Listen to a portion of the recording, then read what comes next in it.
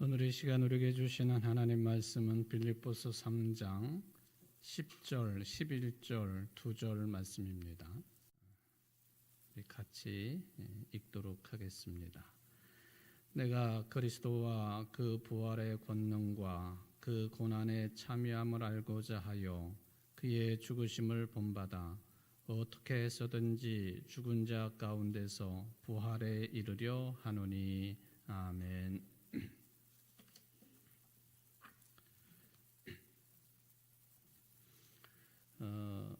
이 2절 말씀이 좀 뭔가 완성되지 못한 그런 느낌을 주는 마침입니다. 마침표가 11절에 없어서 더 그런 느낌이 듭니다. 그런데 우리 개역 개정판에는 이렇게 되어 있는데 다른 번역본들을 읽어보면은 11절이 마침표로 끝나는 것으로 그렇게 되어 있습니다.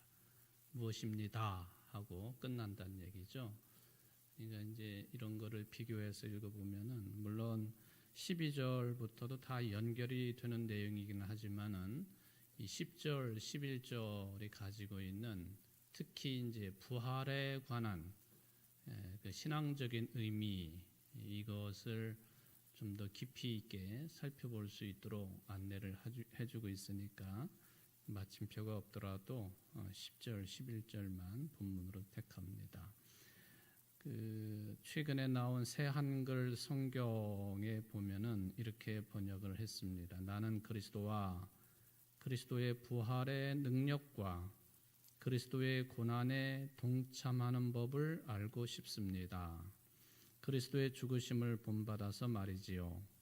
그리하여 어떻게든 내가 죽은 사람들 가운데 살아 일어나는 완전한 부활을 맞게만 된다면 좋겠습니다. 그렇게 번역을 해놓았습니다. 그러니까 좋겠습니다 하고 공동 번역을 보면은 이제 그 마침은 비슷해요. 내가 바라는 것은 그리스도를 알고 그리스도의 부활의 능력을 깨닫고 그리스도와 고난을 같이 나누고 그리스도와 같이 죽는 것입니다.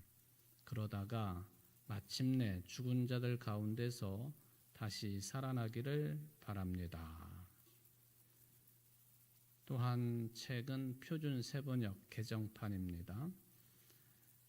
내가 바라는 것은 그리스도를 알고 그분의 부활의 능력을 깨닫고 그분의 고난에 동참하여 그분의 죽으심을 본받는 것입니다. 그리하여 나는 어떻게 해서든지 죽은 사람들 가운데서 살아나는 부활에 이르고 싶습니다. 모두 다가 이제 그 부활이 강조가 되고 또 마침의 내용도 그겁니다. 새 한글 성경에서는 완전한 부활을 맞게만 된다면 좋겠습니다. 공동 번역은 다시 살아나기를 바랍니다. 또 표준 세번역 개정판은 죽은 사람들 가운데 살아나는 부활에 이르고 싶습니다. 거의 비슷한 의미인데 이제 표현들이 조금 차이가 있기는 합니다. 하여튼 부활에 이르고 싶다. 다시 살아나기를 바라고 원합니다. 그러면 참 좋겠습니다. 사도 바울의 신앙 고백이 담겨 있는 그런 내용들이 되겠습니다. 자, 이 3장에 이제 뭐 중간쯤에 들어있는 이 부활에 관한 말씀인데 사도 바울은 3장 말씀에서 계속해가지고 자신을 적대하는 세력들, 또 좀 더 넓게 보면은 자신이 전한 복음을 받아들이고 구원의 삶에 들어온 그리스도인들을 적대하는 사람들, 또 이것을 다르게 표현하면은 주님의 몸인 정상적으로 진행되고 있는 교회 공동체의 적대적인 사람들, 이런 사람들, 이런 세력들과 아주 날카롭게 지금 논쟁을 벌이고 또 이제 그런 내용들을 이제 사도 바울의 복음의 내용들을 전개를 하고 있다. 그렇게 보시면 됩니다. 이제 9절까지 내용을 여러 차례 이제 상고를 해보았는데 손할례당을 주장하는 사람들, 이런 사람들의 주장을 반박을 아주 강력하게 했지요. 근데 이제 실은 사도 바울도 부활하신 예수님을 만나기 전에는 뭐 역시 손할례당에 속해 있던 아주 철저한 손할례당이었죠. 이런 사람들의 주장을 강력하게 반박을 하면서 얘는 이제 뭐 할례든 뭐든 뭐 다 율법에 근거한 것들인데 율법에 의해서가 아니라 믿음에 의해서 의로워진다. 이신칭의라고 하는 이것을 변함없이 시종일관 아주 일관되게 다르게 표현하면 시종여일 처음부터 끝이 똑같게 주장하고 있는 내용을 1절부터 9절까지를 통해서 몇 차례 우리가 생각을 해 보았습니다. 이제 그걸 넘어섭니다. 율법을 행함으로가 아니라 예수를 그리스도로 믿는 믿음으로 하나님께 의롭다고 인정을 받는 것이다. 이것을 이제 언급을 쭉 하다가 이제는 그 논쟁의 내용이 좀 바뀝니다. 그게 뭐냐면 부활에 대한 내용으로 바뀐 거예요. 핵심적인 내용들이 다 언급이 되고 있는 것이죠. 이 부활 신앙은 사도 바울의 신앙 사상 가운데 가장 핵심적인 내용이에요. 사도 바울뿐만 아니라 우리 기독교 신앙의 핵심이죠. 그러니까 사도 바울의 신앙 사상 가운데 핵심이다라고 할 때 바울에게만 그런 게 아니고 오늘날까지 2000년이 지난 오늘날까지도 여러분들의 신앙의 핵심적인 신앙 사상 저는 부활 신앙이다 하는 것을 생각해 보면은 이미 사도 바울이 이처럼 부활 신앙에 대한 확고한 신앙 고백을 이미 말로도 전했지만은 또 이 글로 남겨서 이런 것들이 이제 변함없이 흘러가도록 그렇게 했다 하는 것이죠. 그런데 이 부활 신앙을 전함에 있어서도 여전히 뭐 근본적인 것으로부터 시작해 가지고 뭐 조직 문제도 마찬가지고 또 우리 기독교의 가장 핵심 신앙 사상인 부활의 내용을 전개하는 데 있어서도 적대자들의 반발이 만만치 않았다는 거죠. 아주 심각할 정도로 만만치 않았고, 그러니까 당연히 저들 세력들과 논쟁을 벌일 수밖에 없었다.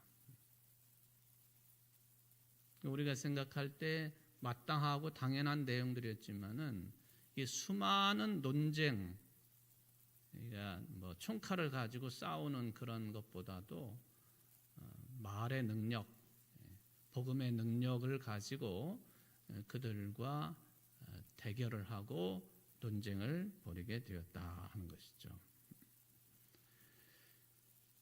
이 율법을 지키는 종교적인 과업 또는 업적 행함, 여기에 집착하고 있는 율법주의자들을 향해 가지고 바울이 뭐 그가 다메섹 도상에서 부활하신 예수님을 처음 만난 거니까 바울 입장에서 보면은 자신의 신앙의 근거, 신앙의 토대, 그게 이 율법주의자들하고는 근본적으로 다르다고 하는 것을 확인을 해주고 있습니다. 근본이 달라요, 근본이. 우리는 흔히 근본이 달라 뭐 이런 표현을 사용할 때는 사람을 차별할 때 주로 그런 표현을 쓰지 않아요? 나하고 다르다, 나하고 틀리다 뭐 이렇게 할 때에 저 사람은 근본이 달라 뭐 이런 식의 표현을 하지 않습니까? 그건 매우 조심해야 될 그런 표현 중에 하나죠. 뭐가 근본이 다를까요? 다 하나님의 형상대로 지음받았다고 하는 근본에 의하면 다 똑같은 거지요. 나랑 생각이 다르다고, 사상이 다르다고, 정치 성향이 다르다고, 근본이 다르다, 굉장히 주의해야 될 말이에요. 그런데 여기 제가 지금 표현하고 있는 이 근본, 신앙적인 토대가 다르다. 이게 근본적으로 다른 거예요. 율법을 행함으로 어떤 선한 업적을 쌓은 그것이 하나님께로부터 의롭다고 인정받는 근거라고 생각하는 사람들하고, 이 부활 신앙이 근거가 된 사도 바울의 신앙관하고는 이거는 본격적으로 차이가 있는 것이고 근본적으로 다른 것이다, 그런 이야기입니다. 저는 여러분들에게 이제 그 하나님 앞에서 또 성도들 앞에 설교를 할 때에 부활에 관한 내용들을 꽤나 자주 하는 편이라고 저는 스스로 생각을 합니다. 만약에 어떤 설교가가 또 어떤 교인들이 부활에 관한 설교는 부활절에나 하고 듣는 것이라고 판단한다든지, 또는 조금 더 넓혀가지고 부활절기 중에서만 부활 설교를 한다거나 듣는다라고 생각한다면은 이거는 좀 그런 생각, 그런 신앙과는 수정을 가할 필요가 많습니다. 왜냐하면은요, 제가 지금 이제 수요 성경 공부이기는 하지만은 설교라고 한다면 하나님의 말씀의 설교, 거기에 결론이 돼야 되고 핵심적인 내용이 돼야 되고 복음을 이야기한다고 할 때에 바로 이 예수님의 부활, 이거를 빼놓고서는 그거를 온전한 설교, 복음의 선포, 캐리그마의 선포라고 말할 수 없다는 거예요. 이거는 오랜 신학의 흐름이에요. 그리고 이것은 사도 바울로부터 전해져 내려온 그런 흔적이기도 하고요. 예수님이 부활하셨다는 거죠. 예수님이 죽으셨다가 3일 만에 부활하셨습니다. 제가 캐리그마라고 하는 표현을 사용을 했는데, 그 설교나 또는 성경의 내용 가운데 캐리그마, 선포, 말씀의 선포의 핵심이 뭐냐라고 할 때에는 길게 설명할 수도 있고 그렇지만은 우리가 그리스도로 믿는 예수님, 제가 조금 풀어서 설명을 드리겠습니다. 우리가 그리스도로 믿는 예수님은 우리 죄로 말미암아 죽을 수밖에 없는 인간들의 구원을 위해서, 영생의 삶을 위해서 하나님이셨지만 사람으로 오셔가지고 고난 받으시고 십자가에 달려 죽으시고 3일 만에 부활하셨습니다. 이게 캐리그마예요. 초대교회 때는 설교가 다 이 내용이었습니다. 길게 할 것도 없고 구구절절 막 그냥 이것저것 덧붙여가지고 언급할 필요도 없고, 좀 전에 말씀드렸던 그게 핵심적인 내용이라는 거예요. 그러니까 요게 빠져버리면, 요 내용이 빠져버리면 그 제대로 된 복음 선포 또는 설교, 말씀의 선포라고 말하기는 어렵다 하는 거예요. 그만큼 부활 신앙이 중요하다. 예수님이 그렇게 부활하신 것처럼 예수님을 그리스도로 믿는 우리들도 부활할 것입니다. 그거죠.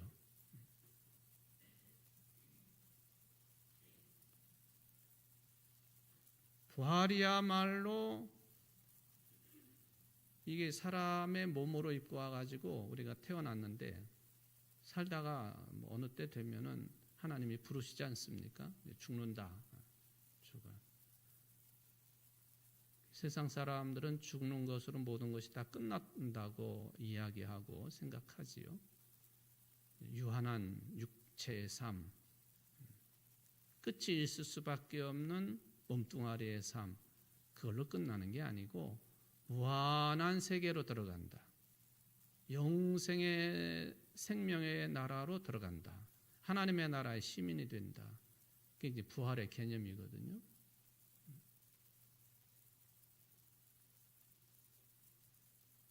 아주 잠정적이고 유한한 그런 삶으로부터 궁극적인 생명의 세계로 돌입하는 것, 그게 부활 사건입니다. 사도 바울은 그 유명한 부활 장인 고린도전서 15장에서 그것을 한 단어를 동원해 가지고 표현을 했는데 변화한다고, 변화하는 것이라고 그렇게 표현하기도 했습니다. 이 부활 신앙 때문에 우리의 신앙은 여타의 우리 사람들 가운데 그 이야기되고 있는 수많은 종교들이 있고 신적인 이야기들이 있고 그런데요. 이 부활 신앙이 모든 것으로부터 구별되는 유일한 근거예요. 여러분들 그걸 믿고 계시는 분들이시죠? 우리 예수를 그리스도 믿는 사람들하고 불교 믿는 사람하고 이슬람 믿는 사람하고 많은 비교들을 할 수 있는데 부활 신앙이 다른 데는 없는 거예요. 전혀 없는 거예요. 그냥 없는 거가 아니라 전혀 없는 거예요. 그러니까 이게 이제 구별의 유일한 근거가 된다. 그걸 넘어서서 이 세상의 철학이나 이념이나 종교나 이런 걸로부터 근본적으로 구별이 되는 신앙이 부활신앙이다 하는 것입니다. 그러니까 이전에도 없었던 그런 생명의 사건이 부활을 통해서 일어나게 된 거죠. 뿐만 아니라 이런 부활신앙을 통해 가지고 교회가 이 세상 속에 존재하는 것이고 또 사람들 가운데 존재하는 것이고 또 사회 조직 가운데 있을 수밖에 없는 것인데 이 부활신앙이 있기 때문에 이 땅 위에 존재하고 있는 교회가 가질 수 있는 수많은 약점들이 있지 않습니까? 이것을 극복하는 힘의 근거가 된다 하는 것이죠.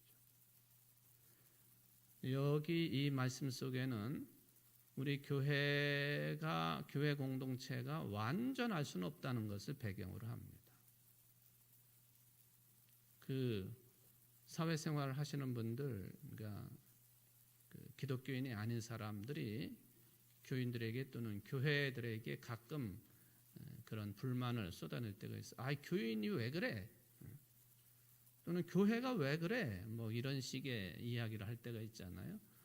그러면은 우리가 대답이 굉장히 궁색해져요.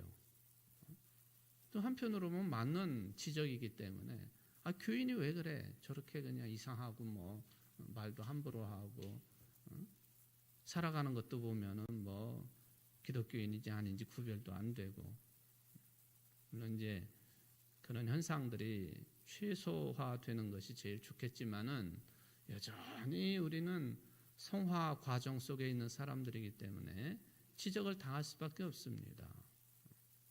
온전치 또는 완전치 못하다. 늘 불안한 공동체이고 늘 흔들리는 터전 위에 세워진 공동체가 교회 공동체예요. 그는 목사가 교인들을 바라볼 때도 마찬가지고 교인들이 목회자를 바라볼 때도 마찬가지예요. 왜 우리 교인들은 이렇게 좀 완벽하게 못하지? 그런 거 기대도 하지 말아야 돼. 교인들이 목사를 보는 것도 마찬가지예요. 왜 우리 목사는 완벽하지 못하지? 천만에 기대하지 마십시오. 그렇게 있을 수가 없어요. 뭐래도 약점이 있는 것이고 실수가 있는 것이고 그런 거죠. 그래서 왜 저 그리스도는 왜 저렇지? 저 교회는 왜 그렇지? 그런 말을 쉽게 입에 담는 것은 아니다 하는 그런 생각을 해보는 거예요. 약점을 가지고 있다고 하는 거죠. 그럼에도 불구하고 교회가 존재하게 되는 존재의 근거, 부활신앙이. 그러니까 교회가 그런 약점을 가지고 있음에도 불구하고 뚜렷하게 존재한다고 하는 것은 부활 신앙을 선포해야 되는 것이고 부활 신앙을 전할 때만 약점이 커버가 된다는 거예요. 부활 전에 죽음이 우리의 약점 아닙니까, 사실은? 그런데 오늘날의 그 말씀이 설교가 고난도 별로 이야기를 안 하려고 그러고요. 뭐 부활을 언급하지만은 그 절기 때만 잠깐 언급하고 마는 것이고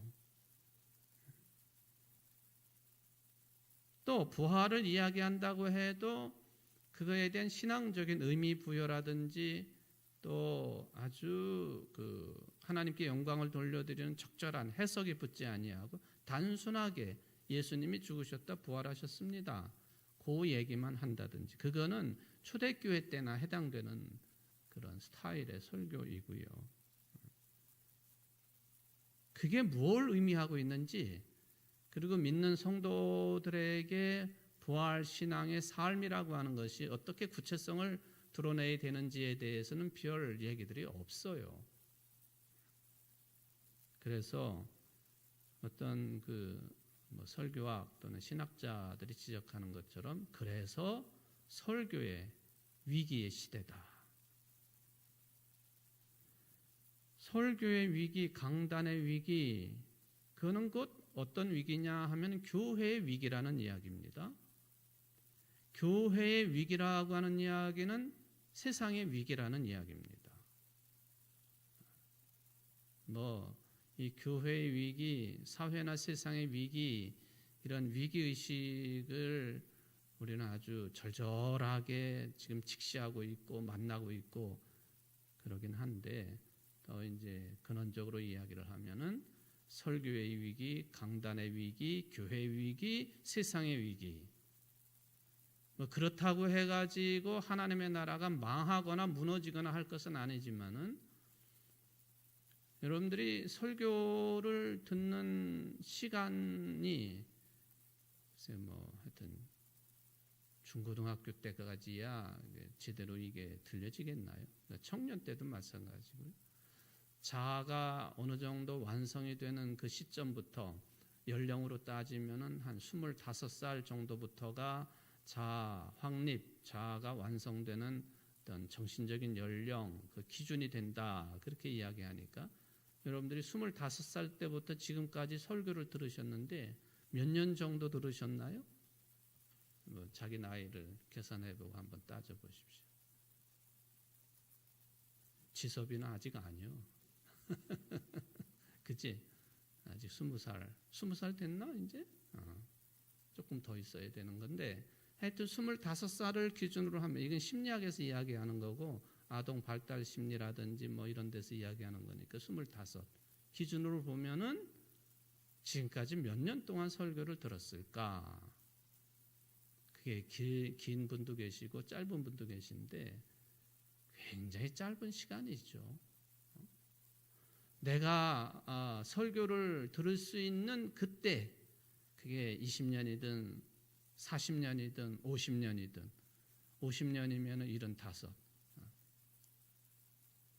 그렇죠. 75 조금 더 이제 그 나이가 먹고 조금 정신이 조금 흐릿해지고 하면은 이게 설교라는 게 그냥 당신이 듣고 싶은 것만 듣는 거 아니에요?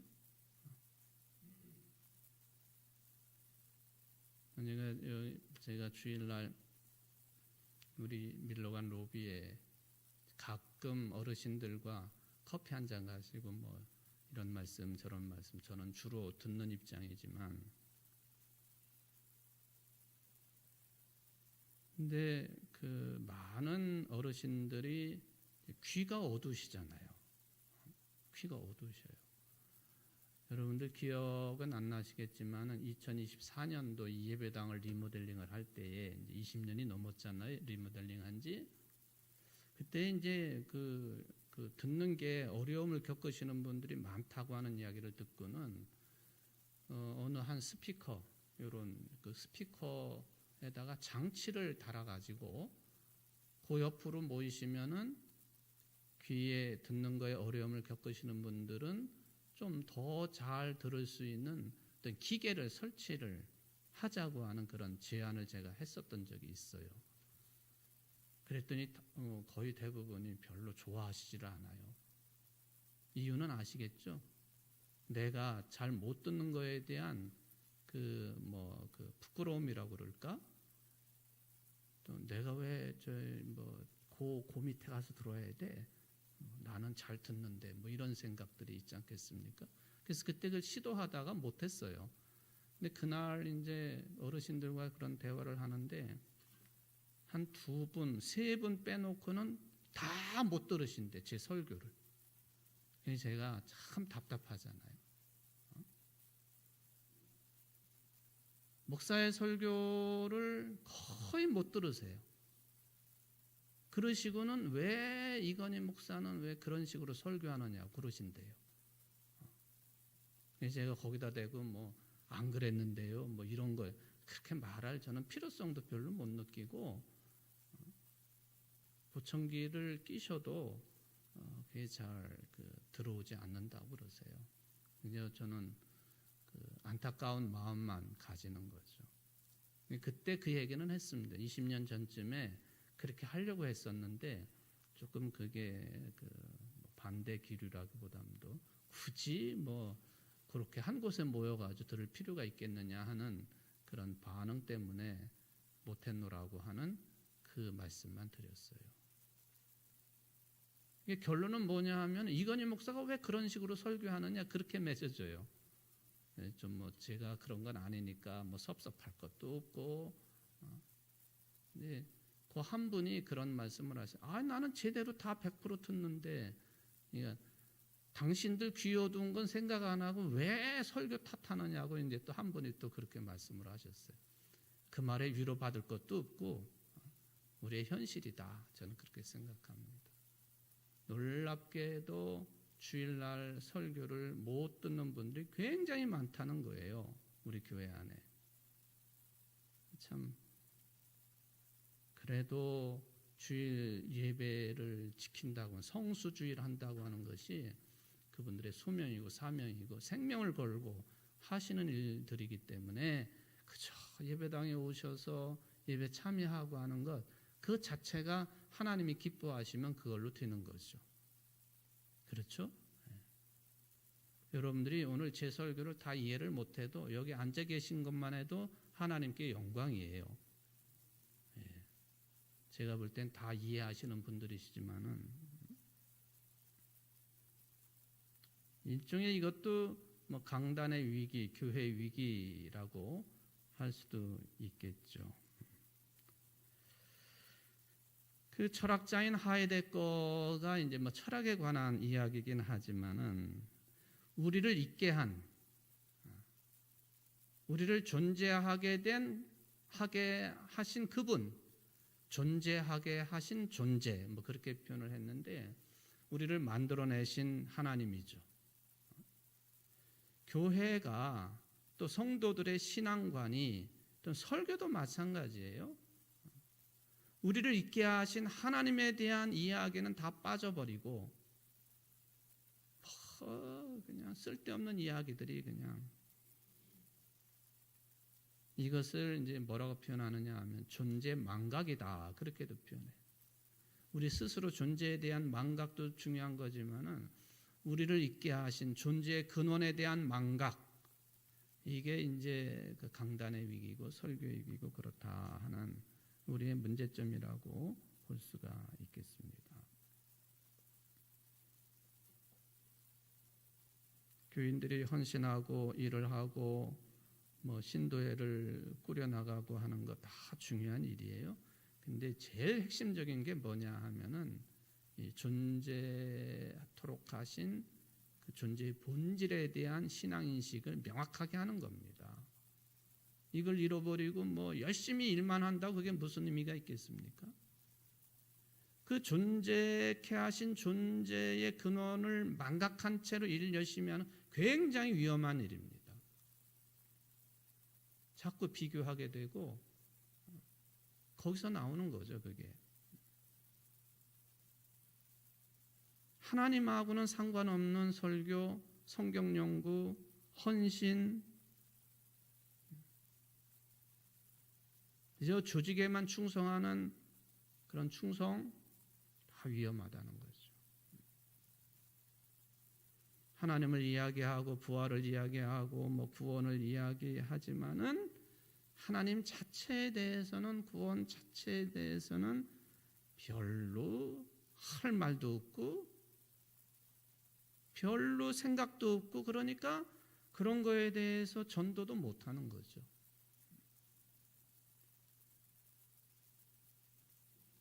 아예 그런 거에 대해서는 복잡하다고 생각하고 알고 싶어 하지도 않고 알려고 노력하지도 않는다. 철학이 존재 망각에 빠져 있다 그러면 우리 신앙도, 교회도 역시 하나님 망각에 빠져 있는 것은 아닌지, 바울이 오늘 부활에 대해서 말씀하시는 거니까 부활의 망각에 빠져 있는 것은 아닌지.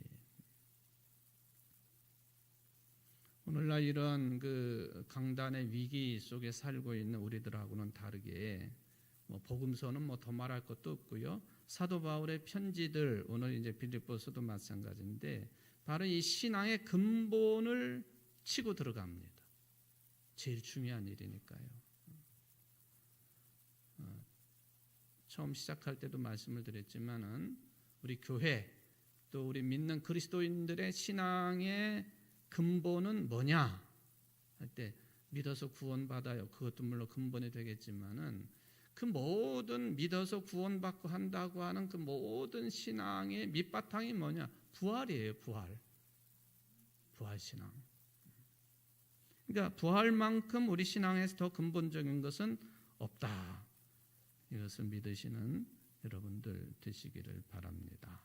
그래서 고린도전서 15장에서는 이 부활을 강력하게 변증을 하고 있다 하는 것입니다. 율법을 이룬다든지 또 눈에 보이는 어떤 성취를 이룬다든지 일에 일을 잘하고 못하고 이런 거에 몰두를 한다기보다는 우리는 부활, 하나님, 예수 그리스도, 성령을 알아가고 또 깨닫고 받아들이고 하는 그 일에 몰두해야 된다. 한국의 교회가 더욱 그렇습니다. 쓸데없는 짓 좀 그만하라는 거예요. 길거리에 나가가지고 쓸데없는 짓들. 도대체가 그게 우리 한국의 장로교회를 휩쓸고 있는 그런 흐름이 되고 말았어요. 어제도 증경총회장단들 신년 할애가 있어서 잠깐 참석한 할애입니다만, 은퇴하신, 저야 이제 현역에 있지만 은퇴하신 증경총회장단들 다 똑같이 걱정하는데, 다 똑같이 한국의 기독교가 어느새 이렇게 망가졌느냐고.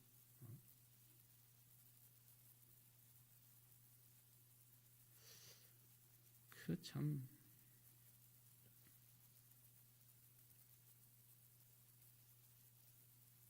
저도 책임 있는 사람이기 때문에 할 말이 그렇게 많지는 않습니다. 우리의 실제적인 삶으로 체험된 하나님, 예수 그리스도, 성령, 부활, 이거를 자꾸만 넓혀나가야 된다는 거예요. 그건 아니고 조직에 매여 있거나 시스템에 그냥 흘러가는 대로 따라가거나 그러지는 말자 하는 거죠. 그래서 이 부활 그 자체가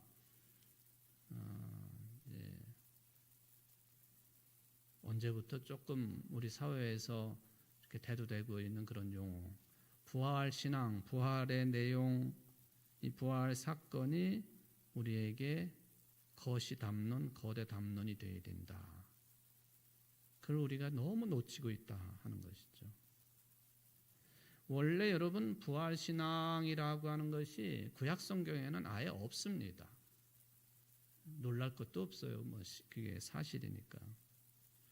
구약 성경 시대의 유대인들의 역사니까 이스라엘 사람들에게서 가장 중요한 때는 언제냐 하면은 살아있을 때가 제일 중요한 때였어요. 죽음 이후에 대해서는 뭐 생각을 안 했다고 보는 게 맞습니다.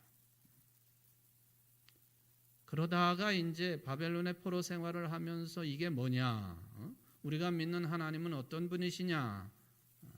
이런 것을 선지자들을 통해 집중적으로 들으면서 탄생된 표현 양식, 문학 양식, 글 쓰는 양식, 그게 이제 신앙관에 영향을 미치기 시작을 했는데 그게 묵시문학이라고 하는 거죠.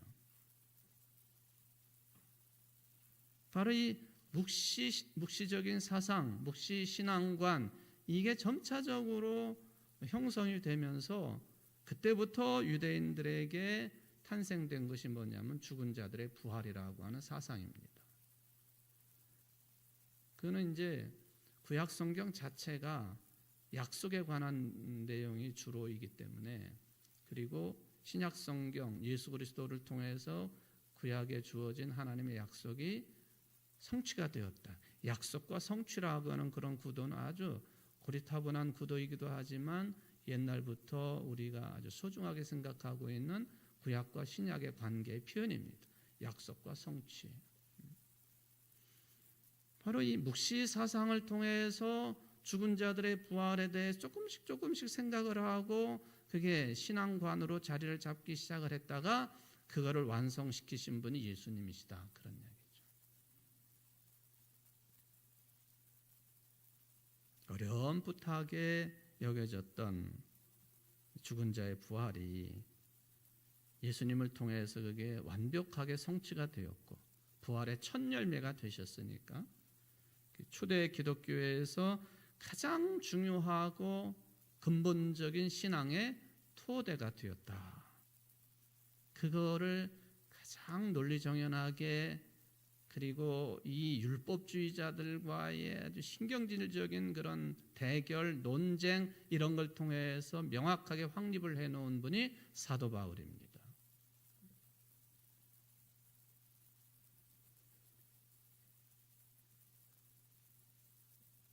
물론 이제 뭐 얼마 전에도 제가 한번 보여드렸던 그런 사진이기는 한데, 이집트에 성지순례 가셔가지고 앙크를 사오셨잖아요. 앙크 모습이 어떻게 생겼는지 여러분들이 잘 알고 있는 내용이지만, 이제 그 앙크라고 하는 이 표현 자체가 좀 다양하게 나오기는 하는데 생명의 열쇠라고 하는 그런 의미를 담고 있습니다. 또 나일강의 열쇠, 또 크룩스 안사카라고 하는, 그러니까 영원한 생명으로 번역이 될 수 있는 이집트의 상형 문자가 저거예요. 저거. 그래서 이집트 신화에 나오는 신들이 특히 이제 이시스 여신 같은 경우에는 손에다 이렇게 들고, 오른손에 저 끄트머리에 들고 있잖아요. 조그맣게 보이긴 하지만은, 또는 미라 같은 경우에도 이렇게 들여다보면은 양팔을 가슴 위에 이렇게 가로질러 가지고 양팔을 올려놓는데 그 한 손에 이 앙크가 쥐어져 있지요. 왜냐하면 영원한 생명이라고 하는 뜻을 가지고 있기 때문에. 그 우리식의 부활신앙은 아니지만은 이집트 사람들도 그냥 몸에 죽는 것으로 끝이 아니다라는 생각을 어렴풋하게 가지고 있었던 거죠. 그 상징하는 물건이 저 앙크예요. 앙크. 이 형상이 어디에서 왔느냐 하는 건 설이 좀 다양하기는 합니다. 남성과 여성을 결합시켜 놓은 모습이다라는 그런 주장으로부터 시작해가지고, 또 뭐 어떤 여신의 허리 벨트를 뜻한다라기도 하고, 또 신발의 샌들을 형상화한 모양이다, 또는 그 짐승 소의 각 기관을 상징하는 그런 표현이다, 뭐 이렇게 어디서부터 왔느냐라고 할 때에는 다양한 주장들이 있기는 합니다. 그런데 이 앙크라고 하는 것이요, 그 기독교 신앙에 있어서 부활 신앙을 전파하는 데서 아주 중요한 기점으로 자리매김을 하고 있는 그 섬 지방이 하나 있습니다. 그러니까 그 이스라엘에서 바로 그 지중해 쪽으로 나가면은 그 키프로스라고 하는 섬, 성경이 구브로 섬이 있지 않습니까? 구브로 섬. 이 구브로 섬 동전에서도 이 앙크 모양이 자주 목격이 돼요. 여러분, 이 구브로 섬은 그 기독교를 313년에 일반 종교와 똑같이 공인을 해준 콘스탄틴 대제의 어머니가 헬레나 왕후가 있는데, 이 헬레나 그 어머니, 콘스탄틴 대제의 어머니가 그 예루살렘 성지를 방문을 하고 그 전해지는 이야기입니다. 그리고는 예수님이 십자가에 달려 죽으신 그곳 또는 무덤, 이런 것을 샅샅이 성지순례를 하고 땅속에 묻혀 있는 예수님이 직접 달리셨던 십자가, 그거를 발굴을 했다는 것 아닙니까? 그래서 그 십자가, 나무로 된 그 십자가를 발굴을 해가지고는 싣고서 이제 로마로 가는데, 제일 먼저 기착한 곳이 어디냐 하면은 마치 바울과 바나바가 제1차 전도 여행에 배를 타고 제일 먼저 기착한 곳이 구브로 섬이듯이, 이 헬레나 여사도 구브로 섬에 제일 먼저 도착을 한 거예요. 그래서 십자가 부목을 이게 이제 분해를 해가지고, 지금도 구브로 섬 사람들이 전해져 내려오는 이야기니까 그 예수님이 직접 지셨던 십자가 부목, 그 나무 조각들, 이런 것들을 제일 많이 가지고 있는 나라가 구브로라고 그러잖아요. 키프로스. 물론 정교회, 남쪽 정교회만 제한적인 것이긴 하지만은,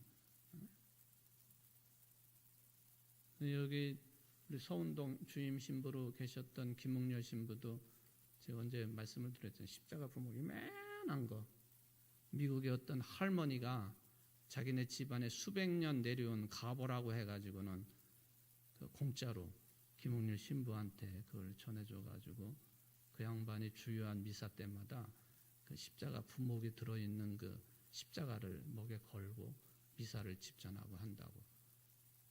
저는 뭐 여러 차례 봤으니까, 이제 그 진홍색, 붉은색을 띤 그런 1cm도 채 안 되는 조그마한 십자가 부목이 믿음으로 받아들이는 거죠. 그것을 미국의 할머니 그 집안에서 수백 년 가보로 전해져 내려온 것을 그냥 전달받았다는 거죠. 아마 그때 그 김웅렬 신부 얘기를 들어보면은 우리 대한민국에는 예수님이 직접 지셨던 십자가 부목을 가지고 있는 사람이 한 사람도 없습니다. 그 얘기를 했다는 거예요. 처음 우리로 말하면 부흥사견에 갔다가 몇 년 뒤에 다시 그 성당을 갔는데 그 얘기를 기억한 할머니가 똑같은 신부가 온다니까 집안의 가보를 가져가 준 거예요. 그렇게. 바로 이 키프로스, 구브로 섬이 그 십자가 부목을 가장 많이 가지고 있는 땅이 되었다. 지금도 이 남쪽 구브로, 그러니까 그리스 정교의 영향을 받고 있는 이곳의 종교 최고 지도자인 총대주교를 뽑을 때에는 그 남쪽 구브로 국민들 전체가 투표를 통해 가지고 뽑았어요. 아주 전체가 다 기독교 국가. 북쪽은 터키가 지배를 하고 있어가지고 거기는 무슬림 영향이 있고요. 근데 아까 제가 얘기했던 바울과 바나바 그랬는데, 바나바의 고향이 그 구브로. 제일 먼저 들어갔던 항구 살라미스 항구라고 있는데, 살라미스가 바나바의 고향 땅이죠. 거기 가면 지금도 허술하게 바나바의 무슨 그 수도원, 가봤자 별것도 없는데 하여튼 또 바나바의 무덤 뭐 이런 게 있다고 안내를 받기는 해요. 바로 이 살라미스 엘손이라고 하는 이 구브로의 왕을 의미하는 그 거기에 이 앙크가 그려져 있다는 거죠. 뭐 이거는 뭐 우리가 뭐 꼭 외워야 될 것은 아니지만은 그러면은 뭐 이게 이집트의 무슨 상징물이 기독교로 들어온 거예요? 당연히 그랬습니다. 이집트의 기독교는 꼽투교 아닙니까? 꼽투교. 단성론을 주장하는 꼽투교. 그러니까 예수님의 신성만 강조하는 사람들이 꼽투교인들이에요. 우리가 배척할 이유가 전혀 없습니다. 꼽투교가 이 앙크를 부활의 상징으로 받아들인 거죠. 그래서 우리가 앙크를 이렇게 사가지고 오는 거 아닙니까? 영원한 생명의 상징이라고. 어쨌든 이 부활, 이것은 우리 기독교 신앙의 근본이다. 예수님을 믿지 않는 한 누구도 이 부활 생명, 영원한 생명에 들어갈 수 없기 때문에 부활 신앙은 우리 신앙의 근간입니다. 오늘 여러분도 부활 신앙을 가슴에 탁 품으시고 평안한 잠자 이루시고 또 내일도 생활하시고 주일날 뵙도록 하겠습니다. 기도하시겠습니다. 고마우신 하나님 아버지, 감사를 드립니다. 우리에게 부활 신앙이 없다고 한다면 우리의 신앙이 무슨 의미가 있고 또한 교회 생활이 무슨 의미가 있으며 또 아무런 의미가 없다고 하는 것을 다시 한번 확인하는 복된 시간을 주시니 감사를 드립니다. 부활 신앙이 있기 때문에 교회의 부족함에도 또 우리 그리스도인들의 나태함에도 연약함에도 존재 이유가 됩니다. 부활 신앙을 품고 부활 신앙을 살아가기에 부족함이 없는 오늘 예배드린 모든 성도들이 될 수 있도록 축복하여 주옵소서. 예수님의 이름으로 간절히 기도하옵나이다. 아멘.